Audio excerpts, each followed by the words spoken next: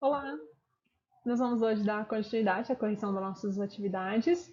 E hoje a gente vai corrigir a atividade número 8, que era da semana de 1 a 5 de junho. E eu não vou nem ficar repetindo as nossas orientações, já falei na semana passada e antes também. Se você ainda não fez essa atividade 8, não dê continuidade ao vídeo. Pare, faça a atividade primeiro, porque só vir aqui e copiar você não está aprendendo nada, isso não é nada útil para você. Então, vai lá e faça primeiro. Se você já terminou, vamos continuar então a correção. E se a sua resposta estiver parecida, não apague, a não ser que sua resposta estiver realmente errada. Vamos lá. Para realizar as primeiras perguntas, você precisava observar essa foto do livro e dizer o seguinte: quais os nutrientes nas quantidades mostradas fornecem energia para correr durante uma hora? Então você tinha que observar o conteúdo calórico de alguns alimentos, que mostrava a quantidade de gramas, em quantas quilocalorias ou só calorias eram disponibilizadas por meio daquele alimento. E também o segundo gráfico, que dizia qual era a energia gasta em algumas atividades durante uma hora. Então tinha uma lista de 5 atividades diferentes e quantas calorias que eram consumidas quando essa pessoa praticava essas atividades por uma hora. Então, na pergunta, queria saber energia suficiente para correr durante uma hora. Então, quando uma pessoa corre durante uma hora, ela gasta 560 calorias. Então, se você olhasse quais alimentos, só nessa quantidade mostrada, teriam essa energia. Então, observando cada um dos alimentos, um copo de limão, ou melhor, um copo de limonada de 250 gramas fornece 130 calorias, uma fatia de bolo de chocolate de 50 gramas fornece 180 calorias, uma goiaba 100 gramas, 67 calorias, pãozinho 50 gramas, 140 calorias, um bife grelhado 100 gramas, 300 calorias e gelatina 110 gramas, 70 calorias. Então, nenhum desses tem a quantidade suficiente para correr por uma hora, já que correr por uma hora gastam 560 calorias. O máximo que nós temos aqui é o bife e ele só fornece 300 calorias. Então, depois que eu termino a minha explicação, eu deixo minhas respostas aqui. Se a sua estiver diferente, pode pausar o vídeo e anotar uma resposta parecida. Na número 2, quais dos alimentos nas quantidades mostradas fornecem energia suficiente para caminhar durante uma hora? Então, quando a pessoa caminha durante uma hora, ela gasta 210 calorias. E o único que tem nas quantidades mostradas uma quantidade maior do que 210 calorias é o bife grelhado. Porque se você come 100 gramas de bife, você adquire 300 calorias. E caminhando você gasta 210, então é a única opção disponível. Aí depois, lá no número 7, não precisava de fazer nenhuma das outras porque eram muito parecidas, então para não ficar repetitivo. Então, questão número 7. Se uma pessoa comer 2 gelatinas e ficar sentada em repouso, quanto tempo levará para gastar a energia fornecida por eles? Então vamos por partes. Uma gelatina fornece 70 calorias. Se é para a pessoa comer 2 gelatinas, então vai fornecer o dobro, 140 calorias. Aí quanto tempo que levará para gastar a energia fornecida por eles se ela ficar sentada? Então, se 2 gelatinas fornecem 140 calorias e ficar sentado gasta 70, ela vai gastar então 2 horas. Para cada hora, ela consome 70 calorias. São 2 gelatinas, 2 horas. Pergunta 8. Se uma pessoa comer um sanduíche feito com um bife grelhado e um pãozinho, então vamos por partes. Um bife grelhado 300 calorias e um pãozinho 140. Então ela vai adquirir 440 calorias. Ela terá obtido energia para nadar por uma hora? Então quem nada por uma hora, 420 calorias. Então sim, comendo um bife e um pãozinho, ela tem energia suficiente para nadar por uma hora. E correr por uma hora? Correr não. Para correr por uma hora precisa de 560 calorias, bife e pãozinho só 440 calorias, então não foi suficiente. Para as próximas perguntas, era preciso que vocês observassem essa tabela e na tabela é mostrado o conteúdo nutricional de 100 gramas de polpa de pitanga. Ou seja, Uma pessoa que ingere, que se alimenta de 100 gramas de pitanga, aquela frutinha parece um pouco acerola, só que ela é um pouquinho mais azedinha, para quem não conhece. Se a pessoa comer 100 gramas de polpa de pitanga, o que ela vai estar ingerindo? Aqui a tabela, ela tem vários componentes. Para cada componente tem qual unidade que ele foi medido e o valor. E uma informação importante é que tanto gramas quanto em miligramas, a gente está medindo a massa, o peso desse componente. E alguns deles, eles são medidos em miligramas, porque, se vocês lembrarem lá da matemática, 1 miligrama é a mesma coisa que pegar 1 grama e dividir em 1000 partes. Lembrando, eu falo 1 grama porque grama, quando eu estou falando de unidade de medida, é uma palavra masculina. 1 grama é a grama lá do jardim. Então, voltando. Se fosse para eu representar esse 2,1 miligramas em gramas, ia ser um número muito pequeno. Então, por isso que, por mais que tudo eu esteja medindo o peso, que eu esteja medindo a massa, alguns eu represento em gramas do que em miligramas. Então, 2,1 miligramas é a mesma coisa de 0,0021 gramas. Então, por isso que é mais fácil representar alguns em miligramas, se em gramas fosse ficar um número muito pequeno, tá? Então, pergunta número 12.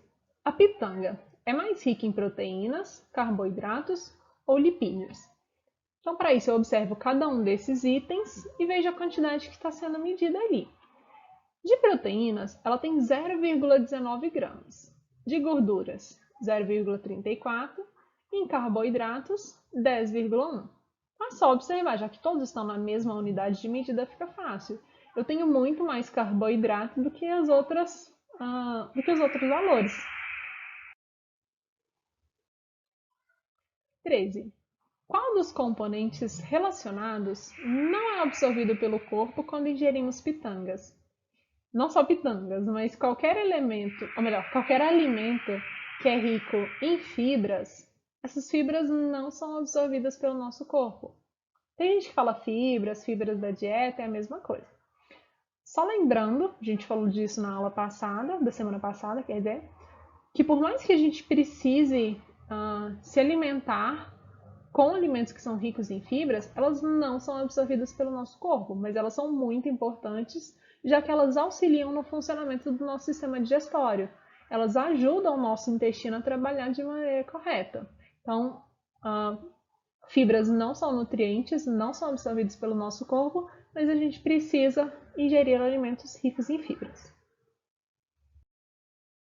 Número 14. Quais dos componentes são vitaminas? Então a gente conhece os nomes como vitamina A, vitamina B, vitamina D, vitamina B6. São nomes diferentes, mas que querem dizer as classificações de cada uma das vitaminas. E esses nomes vitamina A, B, D também têm nomes científicos.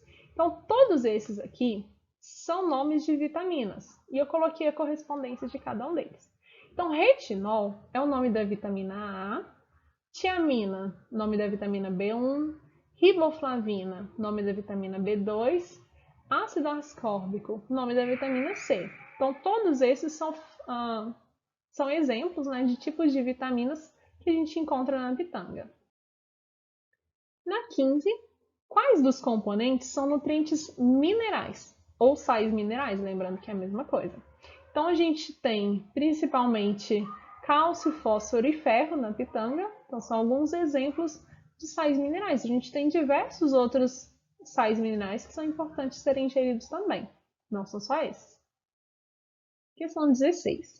Uma pessoa de 70 quilos precisa de 210 quilocalorias para caminhar durante 1 hora. Quantos gramas de polpa de pitanga forneceriam essa energia? Então, vamos por partes. Essa tabela aqui refere-se a quando uma pessoa ingere 100 gramas de polpa de pitanga. Quando ela come 100 gramas de pitanga, ela vai adquirir 42 quilocalorias. E quer saber qual a quantidade, né? Quantos gramas de pitanga ela precisa para adquirir 210 calorias? Então é só a gente fazer o cálculo que se 100 gramas fornecem 42 calorias, Se eu pego e divido 210 calorias por 42, ou seja, o total que eu quero pela quantidade que é fornecida a cada 100 gramas, eu tenho um valor de 5. Esse valor de 5, então, eu multiplico pela quantidade de cada 42 gramas. Então, são necessárias 5 porções de 100 gramas para fornecer as 210 calorias. Ou seja, a pessoa precisa comer 500 gramas de pitanga para receber essas 210 quilocalorias. Pergunta 18. A tirinha mostra os personagens de uma lanchonete fast food. Então vamos ler primeiro. Eu quero um hambúrguer, fritas e um milkshake de chocolate. Anotado. O que você quer, Garfield? Uma caixa dessa ao lado da minha cama. E aí vem a pergunta. Qual o tipo do nutriente presente em quantidade exagerada nos alimentos pedidos pelo dono do gato? E por que eles podem ser prejudiciais à saúde se ingeridos em excesso? Então, quando ele pede um hambúrguer e fritas, ele está falando de nutrientes ricos principalmente em lipídios.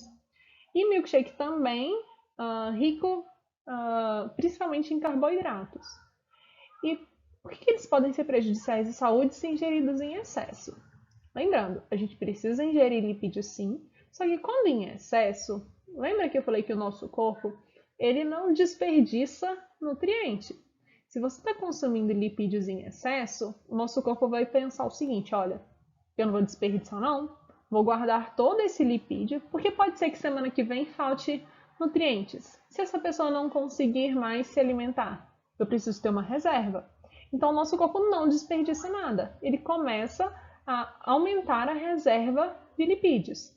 E com isso, a pessoa ela pode ficar a ter sobrepeso, estar obesa, e isso não é o único problema. Lembra que a gente já comentou nas outras atividades que uma pessoa que está acima do peso, ela tem muito mais chances de ter problemas, principalmente problemas de circulação, inclusive problemas de respiração também. Então, é prejudicial. Então, aqui um exemplo de respostas. Pergunta 19. Por recomendação médica, o indivíduo precisa de dieta rica em proteínas e pobre em lipídios e carboidratos. Quais os dois alimentos da tabela que mais atendem essa necessidade? Então, na tabela eu tenho vários alimentos e para cada um deles, a quantidade, quando eu alimento de 100 gramas dessas opções, quantas proteínas, lipídios, carboidratos e quantas quilocalorias que eu adquiro. Então, nesse caso, eu preciso de encontrar um alimento que seja rico em proteínas e pobre em lipídios e carboidratos. Então, ricos em proteínas, eu poderia colocar presunto, frango, peixe, amendoim, que tem uma quantidade grande de proteínas. Só que eu também preciso que tenha uma pouca quantidade de lipídios e carboidratos. Então, se eu pego, por exemplo, o presunto, ele é rico em proteínas, mas também é rico em lipídios, não entra na nossa opção, tem que ser pobre em lipídios. Frango tá ok, muita proteína, pouco lipídio, pouco carboidrato. Peixe também. E outro que poderia entrar na lista seria o amendoim, que tem muita proteína. Só que ele também tem muito lipídio e muito carboidrato. Então, como eu preciso muita proteína, pouco lipídio, pouco carboidrato, a gente fica com frango e peixe. Na pergunta 20, qual dos alimentos mostrado é o menos e o mais calórico? Então, para isso, eu observo a última coluna, que está me mostrando o conteúdo calórico de cada um deles. Eu vejo que o menor valor entre essa coluna é o de 97 quilocalorias, e é o peixe, então ele é o menos calórico. E o mais calórico dessa lista, que tem maior quantidade de quilocalorias, é de 595 quilocalorias, que corresponde ao amendoim, então é o mais calórico deles. Na 21, quais os dois alimentos mais ricos em carboidratos? Então, quando eu vejo na tabela de carboidratos, eu não quero saber nenhum dos outros nutrientes, os que têm maior quantidade de carboidratos, de 64 e 58, são a torrada e o pão. E continuando a pergunta, qual carboidrato é esse? Então, o amido. E qual ingrediente usado na fabricação desses alimentos que contém esse carboidrato? Então, para a gente utilizar o amido, ele provém da farinha de trigo, que é o componente principal desses dois ingredientes. Então, para fazer pão e torrada, preciso do amido que vem da farinha de trigo. Pergunta 22. Quais os dois alimentos da tabela que mais podem engordar uma pessoa se ingeridos em excesso?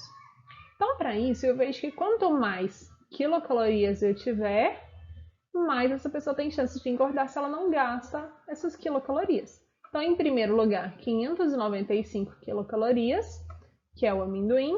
E em segundo lugar, 342 calorias, que é o presunto. Isso em 100 gramas desses alimentos. E coincidentemente, não à toa, o mais calórico, que é o amendoim, é o que tem maior quantidade de lipídios, 51 gramas. Depois, em segundo lugar, vem o presunto com 29 gramas. E isso vem nos mostrar justamente aquela função que a gente disse, que lipídios são fontes de proteínas, que lipídios são fontes de energia, e se eles são fontes de energia, é o que vai nos prover um maior conteúdo calórico. E na 23, o médico recomendou que uma pessoa evitasse alimentos com muito óleo ou gordura.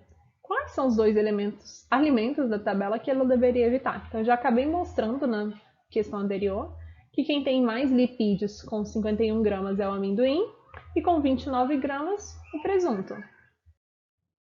E com isso eu finalizo a correção da atividade 8. Assim que você terminar a sua correção, envie fotos das suas respostas corrigidas. Se você tiver acertado tudo, faz um certo, né? Faz um visto nas suas respostas e envia a foto. Pode ser pelo Google Sala de Aula de preferência. Se você não conseguir, manda pelo WhatsApp, pelo Facebook, por e-mail. E lembrando que eu estou à disposição de vocês. Qualquer dúvida, só me avisar. Um abraço!